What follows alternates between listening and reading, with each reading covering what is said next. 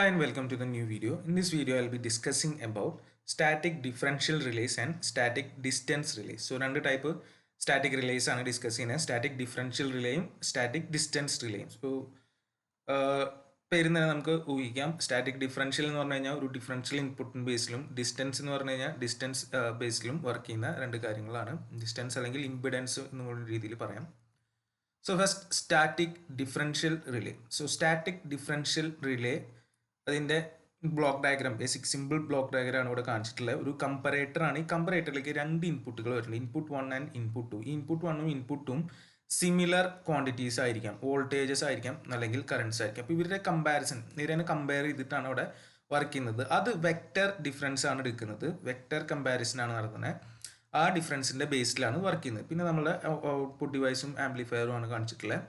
So in this relay, the two similar quantities, current or voltage, are compared. The comparator usually includes a bridge rectifier. Bridge rectifier comparator ആണ് type ആണ്. And the differential relay measures the vector difference between two similar electrical quantities, say voltage or current. അപ്പോൾ രണ്ടും same voltage അല്ലെങ്കിൽ രണ്ടും current ആയിരിക്കും. അവരുടെ vector difference ആണ് ഇവിടെ കൺസിഡർ ചെയ്യുന്നത്. And under normal condition when the two input quantities balance each other, then the comparator output will be 0 and no trip signal will be issued. അപ്പോൾ ഇവർ തമ്മിലുള്ള ബാലൻസ് ആണ് നോക്കിക്കൊണ്ടിരിക്കുന്നത്. അതൊരു ഫോൾട്ട് വന്നു കഴിഞ്ഞ് കഴിഞ്ഞാൽ സെയിം ഒരു സർക്യൂട്ടിൽ ചിലപ്പോൾ എൻട്രി പോയിന്റും എക്സിറ്റ് പോയിന്റ് ആവും നോക്കിക്കൊണ്ടിരിക്കുന്നുണ്ടാവും. അപ്പോൾ അതിൽ നമുക്കറിയാം നോർമൽ കണ്ടീഷൻസിൽ അത് സിമിലർ സെയിം ആയിട്ട് തന്നെയായിരിക്കും ഉണ്ടാവുക. എന്തെങ്കിലും ഒരു ഫോൾട്ട് ഇടയിൽ വന്നു കഴിഞ്ഞാലായിരിക്കും ഇത് സംഭവിക്കുക.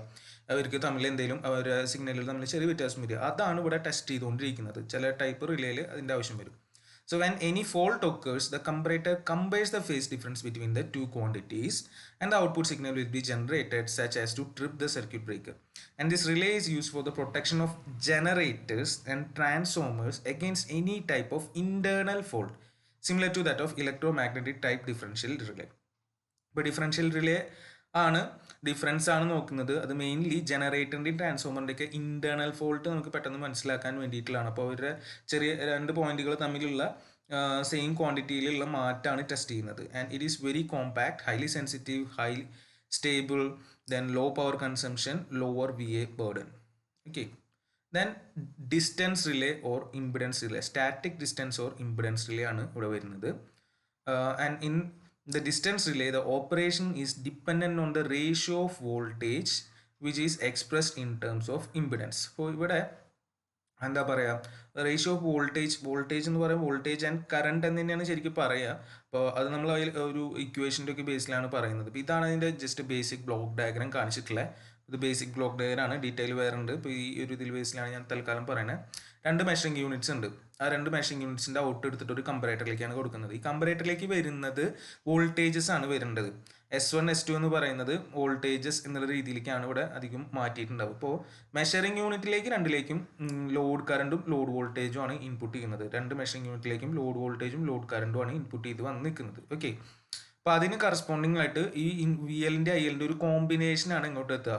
S1 വഴി എത്തുന്നത്, അതേപോലെ VL ILൻ്റെ വേറെ കോമ്പിനേഷനാണ് S2 വഴി എത്തുന്നത്. നമുക്കറിയാം ഒരു കമ്പറേറ്ററിൽ രണ്ട് കാര്യങ്ങൾ വേണമല്ലോ, ഒന്ന് അതിനെ ആക്ടിവേറ്റ് ചെയ്യുന്നതും പിന്നെ റീസ്ട്രെയിനിങ്ങും. അപ്പോൾ ആ രീതിക്കാണ് ഈ രണ്ടെണ്ണം S1 ആൻഡ് S2 എന്ന രീതിയിൽ ഉപയോഗിക്കുക. ഇത് കഴിഞ്ഞ് കഴിഞ്ഞാൽ ഇവിടുന്ന് ഒരു പൊളാരിറ്റി ഡിറ്റക്ടറും ഉണ്ട്. പിന്നെ നമ്മളുടെ ആംപ്ലിഫയറും ട്രിപ്പ് സർക്യൂട്ടിലേക്കുള്ള സംഭവങ്ങളാണ് വരുന്നത്. ഓക്കെ, അപ്പോൾ അത് ഇതിലേക്ക് വരാം. So the relay operates when the ratio of V/I or the impedance is less than a predetermined value. ഇപ്പോൾ ഇവിടെ വോൾട്ടേജ് ബൈ കറണ്ട് ആണ് ബേസിക്കലി ഇതിൻ്റെ ഉള്ളിൽ അവസാനം വരുന്നത്. അതൊരു പ്രീഡിറ്റർമിൻഡ് വാല്യൂവിനെക്കാട്ടിലും കുറഞ്ഞു കഴിഞ്ഞ് കഴിഞ്ഞാൽ ഓപ്പറേറ്റ് ചെയ്യും. അപ്പോൾ അത് ഡിസ്റ്റൻസിനനുസരിച്ച് ഇമ്പിഡൻസ് മാറാ ഒരു കൺസെപ്റ്റിനെയാണ് ഇതിൻ്റെ ഉള്ളിലേക്ക് കൊണ്ടുവരുന്നത്. അതുകൊണ്ടാണ് സ്റ്റാറ്റിക് ഡിസ്റ്റൻസ് റിലേ എന്നുള്ള രീതിയിലും കൂടി പറയണേ. And the measurement of impedance, reactance and admittance are done by the comparison of input current and voltage. ഇപ്പോൾ ഈ ഒരു കമ്പാരിസൺ നടത്താൻ വേണ്ടിയിട്ട് കറണ്ടും വോൾട്ടേജും ലോഡ് കറണ്ടും ലോഡ് വോൾട്ടേജ് അവിടെ എടുക്കുന്നത്. In static comparators the two input quantities are either V or I. Current is converted to equivalent voltage. Current equivalent voltage ആയിട്ട് മാറ്റുന്നുണ്ട് by producing a voltage drop in the impedance within the relay. ഇത് ശരിക്കും പറഞ്ഞാൽ ഈ measuring സർക്യൂട്ടിൻ്റെ ഉള്ളിലാണ് നടക്കുന്നത്. കറണ്ടിനെ proportional voltage ആയിട്ട്, അതായത് ഇവിടെ ഞാൻ പറഞ്ഞ ഒരു കോമ്പിനേഷനാണ് വരുന്നത്. ഇപ്പോൾ ഇതിൽ നിന്ന് വരുന്നത് K1 IL plus K2 VL എന്നുള്ള രീതിയിലാണ് വരുന്നത്. അപ്പോൾ K1 K2 നമ്മൾക്ക് ചൂസ് ചെയ്യാം. അപ്പോൾ ചിലപ്പോൾ ഇവിടെ K1 എന്ന് പറയുന്നത് എന്തായിരിക്കും, ഇമ്പിഡൻസ് ആയിരിക്കും. ഇപ്പോൾ K1 × IL എന്ന് പറഞ്ഞാൽ ഇമ്പിഡൻസ് × IL. അപ്പോൾ അത് വോൾട്ടേജ്. അപ്പുറത്ത് VLൻ്റെ ഒപ്പം വേണമെങ്കിൽ ഒരു കോൺസ്റ്റന്റ് ഇടാം, അല്ലെങ്കിൽ ഒന്നുകൂടെ ഉണ്ടാകും. അപ്പോൾ VL തന്നെ വോൾട്ടേജ് തന്നെ വരും. അപ്പോൾ രണ്ടും വോൾട്ടേജ് ആയിട്ട് തന്നെയാണ് വരുന്നത്. അപ്പോൾ കൺവേർട്ട് ചെയ്ത് S1 കിട്ടുന്നത് നമുക്ക് എന്താ വോൾട്ടേജ് ആണ്, അതാണ് ഉദ്ദേശിക്കുന്നത്. So the current is converted to equivalent voltage by producing a voltage drop in the impedance within the relay. And this voltage drop is then compared with the other voltage. അപ്പോൾ അതാണ് ഇപ്പുറത്ത് വരുന്ന റിസ്ട്രെയിനിങ് S2 നായിട്ട് compare ചെയ്യുന്നത്. And the output from the comparator is fed to a polarity detector where the input current to the comparator are 90 degrees apart. And the output device will be turned on for plus 90 and turned on minus 90.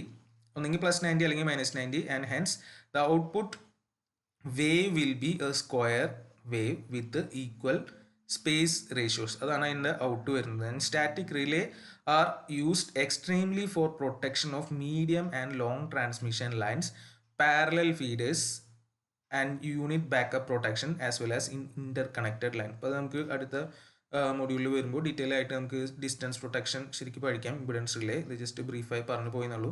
ഇതാണ് നമുക്ക് ഇവിടുത്തെ equations വരുന്നത്. S1 എന്ന് പറഞ്ഞാൽ K1 IL plus K2 VL, S2 പറഞ്ഞാൽ K3 IL plus K4 VL.